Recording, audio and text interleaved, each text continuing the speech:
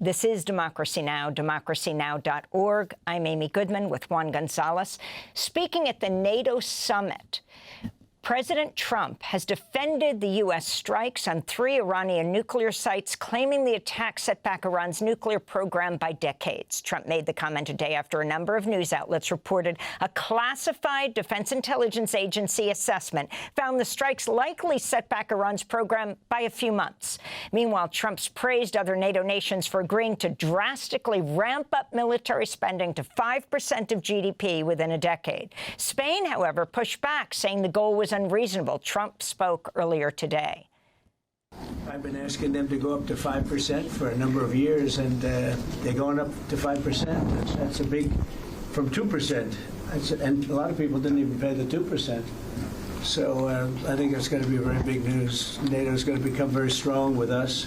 To talk more about Iran, the NATO summit, we're joined by Richard Seymour, writer, broadcaster, activist based in London. His latest book, titled Disaster Nationalism, The Downfall of Liberal Civilization.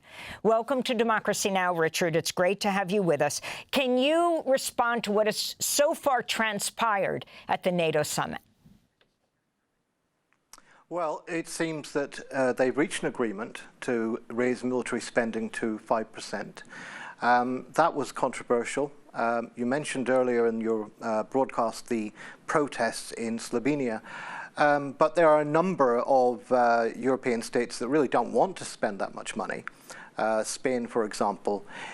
In the UK, they've talked about increasing military spending to 5% of GDP at the same time that they're cutting welfare by £7 billion and creating a massive political crisis for the government. So it seems there's a real guns and butter dynamic going on here. It would be interesting to figure out why Donald Trump has insisted so much on this in the past. When Americans have wanted Europeans to spend more on defense, it's been so that America could range further abroad and concentrate its efforts outside of the European theater. That doesn't seem to be the logic here with Trump. But, Richard Seymour, I wanted to ask you, the Peterson Institute recently put out a report saying that the United States itself only spends about currently 2.9% of its GDP on military spending. And over the last 50 years, it's only averaged about 4.2% of GDP. So Trump is pushing Europeans to spend a greater percentage on the military than even the United States, the military power of the world, is doing. Who benefits from this other than the weapons manufacturers? Well, it seems that the European elites are very much in favor of it. This is one thing that Mark Rutte, head of NATO, was very keen to praise Donald Trump for in his very Trumpian missive, talking about how Europe would pay. It would pay bigly, not exactly his words, and it would be a great victory for Trump.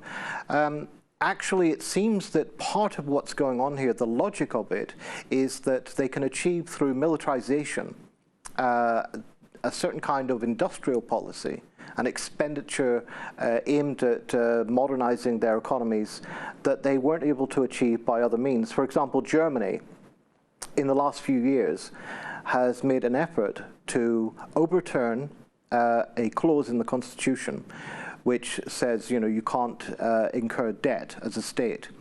And they wanted to do that in order to invest in the climate transition. The courts struck it down, but now they can spend €100 billion on military investment. So this is military Keynesianism. And I think that that's a big part of the appeal for governments across Europe, where essentially the project of some form of left social democracy has hit the buffers, has been thwarted in many instances. Modernization of the economy by other means is a part of it. But I also think a part of this is political consensus and political management.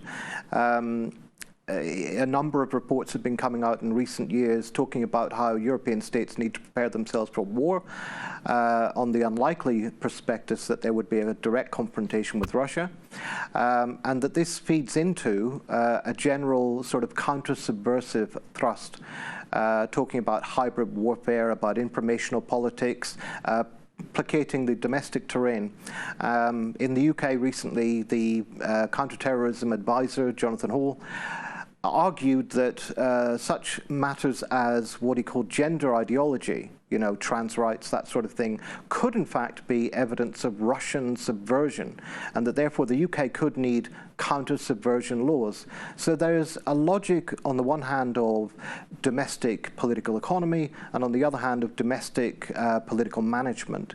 And I think that's as much to do with this as any putative geopolitical stakes with Russia. We just have 30 seconds, but President Trump, the first term, was going after NATO, saying he wouldn't support Article 5, the U.S. coming to the defense of another NATO nation, but now playing around with that and saying only if they hit 5% military spending might the U.S. support them. 20 seconds, Richard Seymour. Yeah, briefly, I think the U.S. is abandoning hegemony. Hegemony meaning, you know, universal values, multilateral systems that everybody's supposed to benefit from. Trump wants to move towards a much more instrumental and crudely material transactional politics. So I think this is a version of imperial decline that Trump is trying to manage. Thanks for watching Democracy Now! On YouTube. Subscribe to the channel and turn on notifications to make sure you never miss a video. And for more of our audience-supported journalism, go to democracynow.org, where you can download our news app, sign up for our newsletter, subscribe to the daily podcast, and so much more.